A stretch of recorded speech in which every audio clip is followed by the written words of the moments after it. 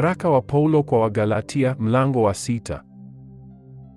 Ndugu zangu, mtu akighafilika katika kosa lolote, ninyi mlio wa Roho mrejezeni upya mtu kama huyo kwa roho ya upole, ukijiangalia nafsi yako usije ukajaribiwa wewe mwenyewe. Mchukuliane mizigo na kuitimiza hivyo sheria ya Kristo, maana mtu akijiona kuwa ni kitu, naye si kitu, ajidanganya nafsi yake.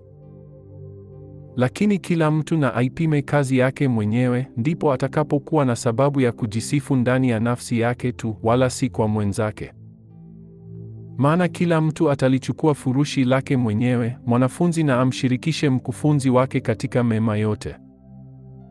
Msidanganyike, Mungu hadhihakiwi, kwa kuwa chochote apandacho mtu, ndicho atakachovuna. Maana yeye apandaye kwa mwili wake, katika mwili wake atavuna uharibifu, bali yeye apandaye kwa Roho, katika Roho atavuna uzima wa milele. Tena tusichoke katika kutenda mema, maana tutavuna kwa wakati wake, tusipozimia roho. Kwa hiyo kadiri tupatavyo nafasi na tuwatendee watu wote mema, na hasa jamaa ya waaminio.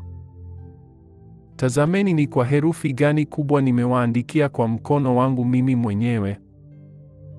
Wote watakao kuonekana ni wazuri kwa mambo ya mwili, ndio wanaowashurutisha kutahiriwa, makusudi wasiudhiwe kwa ajili ya msalaba wa Kristo, hilo tu. Kwa maana hata wao wenyewe waliotahiriwa hawaishiki sheria, bali wanataka ninyi mtahiriwe, wapate kuona fahari katika miili yenu.